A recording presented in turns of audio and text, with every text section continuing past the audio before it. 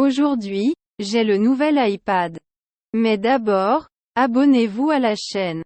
Car je publie de nouvelles vidéos chaque semaine, et je vous montrerai tout sur cette tablette, du déballage, spécifications, analyse, connectivité et démonstration, pour tout savoir sur cet iPad.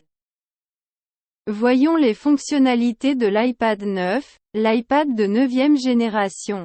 Et plus tard, je parlerai en détail de toutes les spécifications.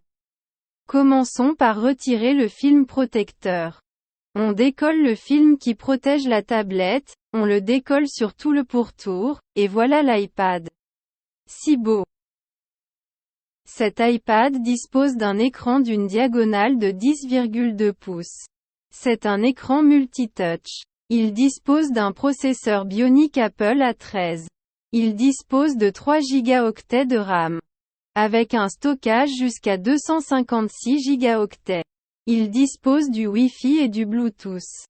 L'écran est multitouch à affichage Retina. Vous pouvez utiliser plusieurs doigts pour interagir. Il dispose d'une batterie de 32 Wh. Cet iPad dispose de 2 caméras, une caméra avant et une caméra arrière. À commencer par la caméra frontale.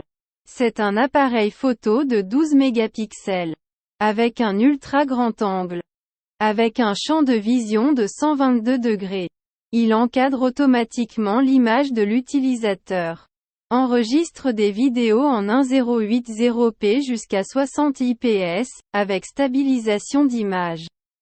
Et il prend des photos en HDR.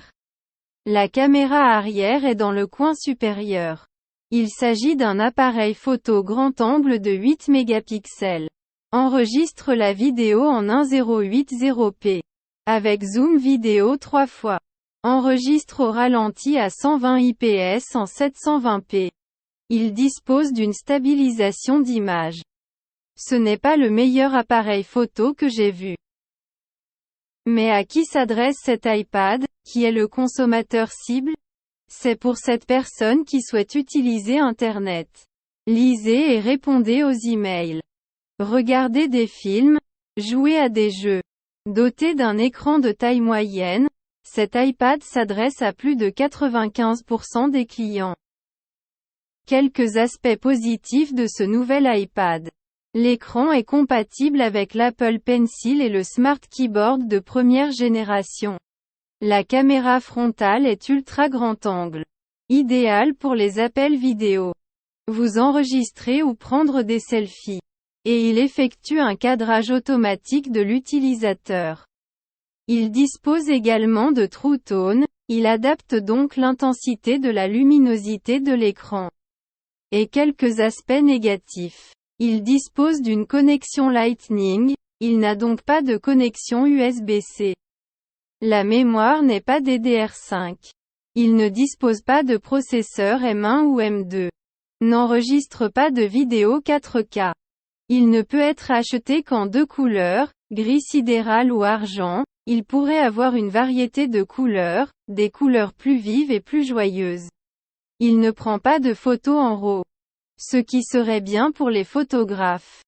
Et le ralenti n'enregistre pas à 120 IPS en haute définition. Voyons en détail les spécifications technologiques de ce nouvel iPad. À propos de la technologie. Il dispose du processeur A13 Bionic avec un moteur neuronal. Avec un stockage jusqu'à 256 Go. 3 Go de mémoire. Connectivité Wi-Fi. Bluetooth et cellulaire, un écran de 10,2 pouces. Avec une batterie de 32 Wh. Pour une autonomie de 10 heures en Wi-Fi. Il a la connectivité. Wi-Fi 5.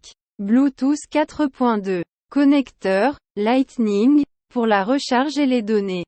Prise casque 3,5 mm. Un connecteur intelligent. Et un emplacement pour nano SIM. Physiquement, il pèse 498 grammes.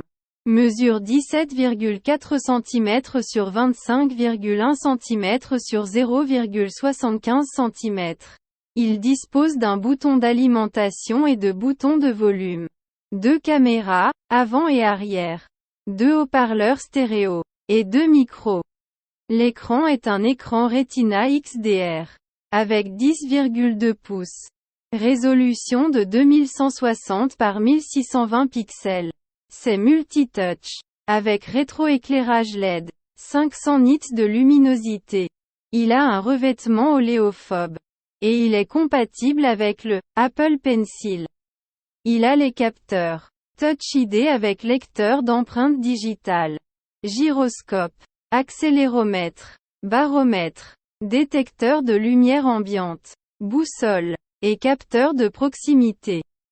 Il dispose de 2 caméras vidéo et photo.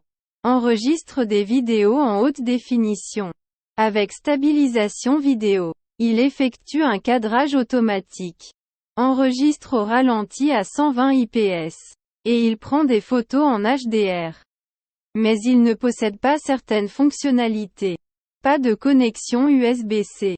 Pas d'emplacement pour une carte mémoire supplémentaire. N'enregistre pas de vidéo en 4K. Et il n'a pas de recharge sans fil. Et ce sont les spécifications essentielles que vous devez connaître pour décider si c'est la meilleure tablette pour vous. C'était une autre vidéo sur le nouvel iPad.